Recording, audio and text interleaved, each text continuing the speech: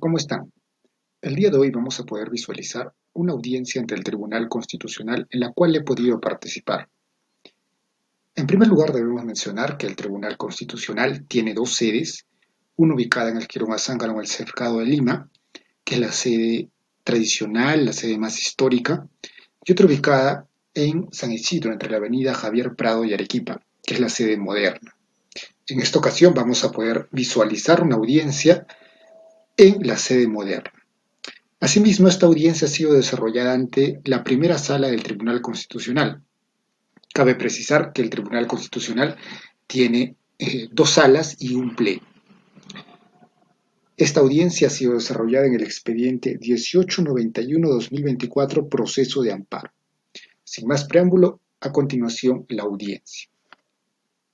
Causa número 65, expediente 1891-2024, proceso de amparo, seguido por Lino Sarmiento Ajaya contra la Segunda Sala de Derecho Constitucional y Social Transitoria de la Corte Suprema de Justicia de la República.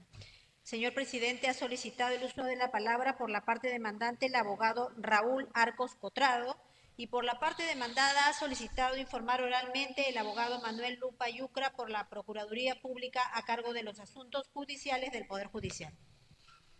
Abogados, buenas tardes. Señor abogado, por favor, 3 minutos para su intervención. Muchas gracias, señor presidente, señores jueces, integrantes del Colegiado Constitucional. Vengo a solicitar que la sentencia sea declarada fundada por las siguientes razones. Brevemente voy a contextualizar. El caso es simple. Mi patrocinado presenta una demanda de daños y perjuicios, la misma que es estimada, se presenta una apelación, se confirma y la entidad demandada presenta un recurso de casación, la que en primera instancia fue declarado procedente por una causal, la prevista en el artículo 1332 del Código Civil. Y luego se emite la sentencia recurrida. ¿Qué es lo que dice esta sentencia? Dice, el artículo 1332, que era la causal casatoria. Dice, si el resarcimiento del daño no pudiera ser probado en su monto preciso, deberá fijarlo el juez con valoración equitativa. Claramente lo determina. Es decir, la entidad demandada dice, mira, estoy conforme con el fallo, pero no en el monto, porque no es preciso. Así que el juez debería de hacer un nuevo cálculo. Pues bien, cuando hacemos la audiencia, la vista de causa, se informa sobre si el monto es preciso o impreciso. Los abogados vamos a hacer los alegatos correspondientes y esperábamos naturalmente que haya una respuesta congruente con la pretensión o la causal declarada procedente. Y eso no ocurrió. Lo que ocurrió fue un acto de pura arbitrariedad, que evidentemente es causal de un proceso constitucional como el que hemos instado. ¿Qué dijo la Corte Suprema? Fundado el recurso de casación, pero no analizó este artículo 1332, si el monto es impreciso o no, y si el juez fue equitativo o no. Lo que hizo fue arbitrariedad y dijo, fundada la demanda y no tiene derecho. Para nada. O sea, no tiene derecho a recibir ninguna indemnización. Esto naturalmente afecta el principio de motivación de resoluciones judiciales. El Tribunal Constitucional, en el expediente número 01433-2021, en el fundamento 12, dijo claramente lo siguiente. En ese orden de ideas, este Tribunal Constitucional estima que la demanda resulta fundada, pues como ha sido expuesto supra, la Segunda Sala de Derecho Constitucional y Social Transitoria de Justicia de la República se ha pronunciado sobre un extremo de la resolución que no fue cuestionado en el recurso de casación y que por eso mismo quedó consentido. Por consiguiente, corresponde declarar la nulidad de la resolución. Este es un caso análogo al de autos. De modo que, con mucho respeto, venimos a pedir aquí que se declare fundado el recurso de agravio y se estime la demanda. Muchas gracias. Gracias, señor abogado. Señor abogado de Procuraduría, 3 minutos Bien, para su muchas intervención. gracias, señores magistrados. Solicitamos se desestime el recurso de agravio constitucional. En primer lugar, debo hacer hincapié en algunos antecedentes vinculados al expediente ordinario. Estamos hablando de un trabajador que ha sido cesado irregularmente en la época de los 90 y que ha sido beneficiado con la ley 2783, precisamente que refiere a una política de beneficios especiales a aquellas personas cesadas irregularmente. Y esta ley sostiene que existen los siguientes beneficios: reincorporación, jubilación, compensación, capacitación laboral. El trabajador, el demandante, se ha acogido al beneficio de reincorporación y lo ha solicitado vía judicial en el expediente 700-2016. Y a la par, y es ya objeto de este proceso de amparo contra resolución judicial, solicita indemnización de daños y perjuicios, que en primera instancia se declaró fundada, en segunda instancia se confirmó, y en sede casatoria se casó la sentencia y se revocó la misma, declarando infundada la demanda. En primer lugar, debemos sostener que el artículo objeto de la infracción normativa que se sustentó es el artículo 1332, que, conforme ya lo ha mencionado el abogado demandante, de la parte demandante, menciona el Código Civil: si el resarcimiento del daño no pudiera ser probado en un monto preciso, debe fijarlo el juez con valoración equitativa. Y un elemento aquí primordial de este artículo es precisamente el daño, y es lo que ha evaluado la Corte Suprema en la Casación. Como estamos frente a un proceso del expediente ordinario de indemnización de daños y perjuicios, los elementos de la responsabilidad civil están, ¿no?, el daño, factor de atribución, nexo de causalidad, hecho antijurídico. En este caso, vinculando los elementos que deben configurarse, sostiene la Corte Suprema adecuadamente que no existe aquí un hecho antijurídico. En tanto, ya se ha resarcido el daño ocasionado en ese momento con la reincorporación, un beneficio que sostiene la ley 2783. Entonces, no se puede evaluar la responsabilidad civil de forma aislada, se tiene que evaluar estos cuatro elementos, y la Corte Suprema ha hecho hincapié en que no existe el elemento de antijuridicidad, ¿no? Por esos extremos adecuadamente se ha casado la sentencia de vista y se ha declarado infundada la demanda. Sostenemos que no se ha vulnerado el debido proceso. Gracias. Gracias. Señor abogado, por favor, la parte demandante, para su réplica, 2 minutos. Muchas gracias. Aquí la cuestión es central. El recurso de casación es eminentemente formal. Eso se nos ha enseñado desde la universidad. Cuando uno presenta un recurso de casación, según estadísticas del Poder Judicial, el 95% son declaradas improcedentes, porque se analizan los requisitos. Es muy formal. Y si eso es así, ¿por qué es que entonces se declara procedente algo que no ha pedido la otra parte y fundado? Si yo le digo, mira, estoy de acuerdo con la indemnización, está bien, no reclamo eso, pero el monto no es así, es impreciso, calculen bien. Y eso reclamo, y espero que lo haga así el juez, y sin embargo me dicen, no, la Corte Suprema, fundado, y no tienes derecho a nada. ¿Cómo puede haber ese tipo de respuestas? Esa es la cuestión controvertida. No es, por lo menos con mucho respeto el colega, es un debate mal planteado, aspectos de fondo. De que tiene o no tiene derecho, eso nunca se vio en el caso de Autos. La parte demandada nunca objetó ello, solo dijo, no es el monto. Y eso no ha sido resuelto. Abogado, 2 minutos para su réplica. Sí, sostenemos que no debe de analizarse aisladamente los elementos de la responsabilidad civil. La Corte Suprema ha tenido que evaluar si existe el hecho antijurídico como elemento básico de la responsabilidad civil, y eso es lo que se ha efectuado en este caso. Gracias. Magistrado Morales hace una pregunta. Doctor, su patrocinado señala el procurador que fue un trabajador cesado. ¿De qué entidad? De la Municipalidad Provincial de Tacna. Tacna. Sí. Y se acogió a la ley de Así es. ceses colectivos. La ley de ceses colectivos que había dado 4 beneficios. Reincorporación, jubilación adelantada, una compensación económica y capacitación. ¿Y él? Alternativa o excluyentemente uno tenía que escoger solo uno. Y él optó por el beneficio de reincorporación. Beneficio de reincorporación. Muy bien, entonces él fue reincorporado. Fue reincorporado. Se hizo un proceso judicial. ¿Cuál fue el tema de allí? Que la Corte Suprema, ¿Fue reincorporado dónde? ¿La sí, municipalidad? fue reincorporado. A la municipalidad. Pero luego de un proceso judicial y luego de muchos años. Ese fue el objeto de la indemnización por daños y perjuicios. No fue que, como dice, solamente podía escoger uno de los dos, sino la demora en el cumplimiento de la ley de la entidad demandada. Bueno, y actualmente su patrocinado Ya ha sido jubilado. ya es jubilado. Sí, ya terminó.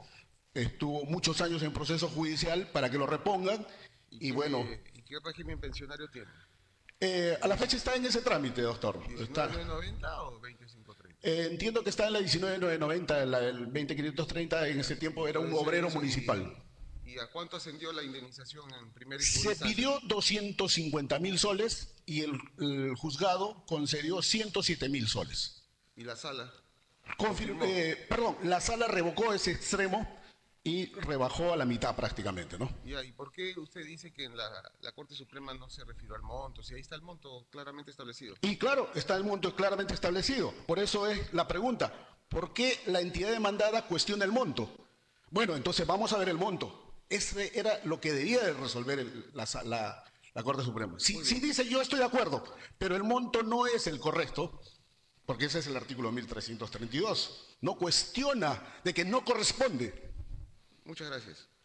Magistrado Monteagudo, que es una pregunta, por favor. Solamente para aclarar un punto. Entiendo que la legislación de ceses colectivos excluye la posibilidad de recibir una indemnización. En términos, me parece que es la propia ley y sus normas complementarias. Es decir, si se elige la reincorporación, cualquiera de estas modalidades, ello no da derecho a pedir la indemnización. Me parece que es lo que señala la legislación. ¿Es lo correcto? No, doctor, con mucho respeto, no es la interpretación correcta. No, pero la norma no... No lo excluye, No lo expresamente. Son 4 beneficios. Sí. Las dije ya. Son excluyentes. Reincorporación, compensación económica, es un monto determinado, jubilación y capacitación. Justamente la compensación económica es, digamos, una alternativa. La compensación económica es un beneficio. La indemnización por daños y perjuicios es un derecho subjetivo. Y por eso mismo la Corte Interamericana ha sugerido, a través de una nota al gobierno peruano, que aparte del cumplimiento o de la elección de uno de los requisitos, el trabajador perjudicado podía optar por la indemnización. No es entonces de recibo admitir que la compensación o la reincorporación limita el derecho subjetivo a hacer una demanda de daños y perjuicios cuando alguien considera ello. De acuerdo, sin ánimo de entrar en una discusión, pero digamos, la legislación está diciendo, hay una problemática de ceses irregulares y la manera como vamos a resolver, el legislador va a resolver, es dar estas opciones, ¿no? Una de estas es una compensación económica como producto del cese colectivo. Entonces, y se señala, estas son las únicas opciones, no hay otras más. Entonces, si uno opta por la reincorporación, no puede al mismo tiempo pedir el otro remedio. Claro, usted lo considera que es una indemnización diferente, subjetiva, etcétera. Sin embargo, el legislador está poniendo estas 4 opciones. Ese es un poquito lo que creo que hay que tener en consideración, ¿no? Entiendo su punto. Sí. Ahora, lo que preguntaría es, ¿la Corte Suprema al casar tiene en cuenta esta legislación o simplemente, digamos, desestima la casación por otros argumentos? ¿Entra este razonamiento? Sí, doctor. Antes de analizar los elementos de la responsabilidad civil, hace precisamente el examen de la aplicación de la ley 2783 que refiere a la aplicación de estos beneficios especiales a los trabajadores cesados irregularmente. Okay. En ese sentido, también hago hincapié en lo que no se puede aplicar doble beneficio o doble tutela reparadora a un mismo acto vulnerador. Claro. Ya se acogió a una tutela reparadora y ahora pretende acogerse a otra adicional. Claro, la Corte Suprema está pensando en que son beneficios excluyentes y usted considera que no lo son. Muy bien, esto es un poquito lo que vamos a analizar. Sí, doctor, porque beneficio es cosa distinta de un derecho subjetivo. De acuerdo. El magistrado Morales, que es una pregunta. Yo le pregunto, doctor, ¿existe jurisprudencia de la Corte Suprema y también al procurador en relación a que no sean excluyentes? Es decir, yo entiendo su interpretación. Sí. O sea, la ley de ceses colectivos es una ley especial para efectivamente para estos ceses colectivos, ¿no? Entonces está tasada en 4 posibilidades. ¿Usted cuál elige? Pensión adelantada, reposición, ayudas para crear una empresa, ¿no? Y una compensación económica. Ahora, los montos de esa compensación económica, ¿usted tiene conocimiento de a cuánto ascienden? Por mandato de esa ley. Eran 4 UITs. 4 UITs. ¿A cuánto sería eso? Y bueno, algo de 20.000 soles aprox, ¿no? 20.000 soles. Entonces esta persona fue despedida, ¿no? ¿En qué año? ¿En qué año fue despedida? En el año 1996, trabajó hasta 96. noviembre. ¿Hasta cuándo? ¿Y cuándo la reincorporaron? Lo recuperaron en el 2015. Claro, o sea, estamos hablando de casi 20 años. Claro. Entonces, obviamente, nadie en su sano juicio aceptaría una compensación económica porque es muy pequeña.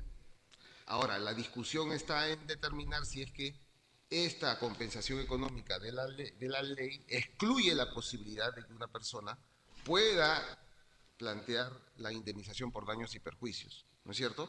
Entonces los jueces de primera y segunda instancia consideraron que sí era factible. La Corte Suprema es la que dice que no. ¿Así es? No, doctor. No.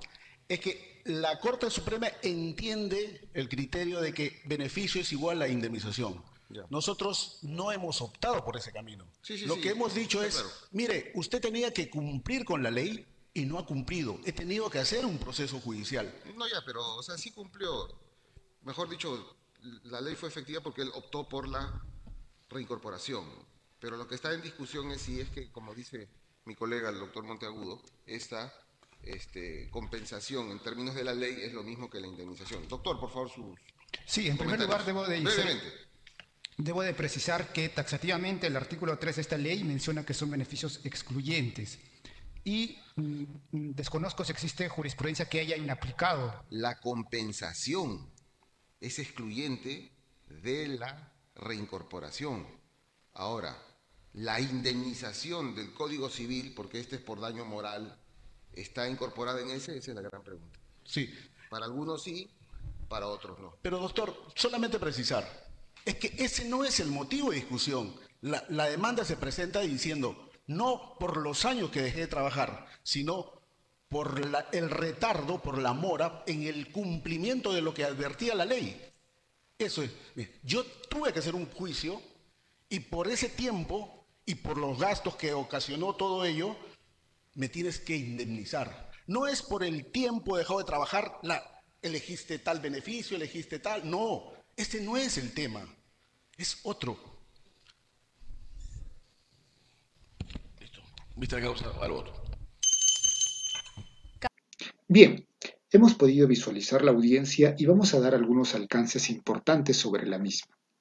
En primer lugar, debemos de precisar que el expediente ordinario que estaba analizándose trata sobre indemnización de daños y perjuicios. En este expediente, tanto en primera y segunda instancia se había declarado fundada la demanda. Y en sede de casación, la Corte Suprema, la Sala de Derecho Constitucional y Social, declaró fundada la casación, revocó la sentencia de vista y declaró infundada la demanda. En tanto, había advertido que la parte demandante ya se había beneficiado con la reincorporación que señala la Ley 2783, que es la ley que regula los beneficios para los trabajadores cesados irregularmente en los años 90. Y frente a esta reincorporación ya no podía la parte demandante pedir una indemnización adicional, por lo cual la Corte Suprema declaró infundada la demanda y casó la sentencia de vista. En este amparo contra resolución judicial que se cuestiona precisamente la sentencia de la Corte Suprema, se pretendía pues que la sede constitucional actuara como una suprainstancia que revise lo que ya había motivado la Corte Suprema. Debemos de tener presente que frente a estos casos debemos de aplicar el principio que no cabe una doble tutela reparadora frente a un mismo acto vulnerador. Si ya se había tutelado el derecho, el acto lesivo mediante una reincorporación, ya no se podía pedir una indemnización de daños y perjuicios adicional. Por lo cual, desde mi posición, la Corte Suprema actuó de forma adecuada, motivó la sentencia y el Tribunal Constitucional debe desestimar el recurso de agravio constitucional y declarar infundada la demanda. Bien, muchas gracias por su atención, espero que haya sido de su utilidad.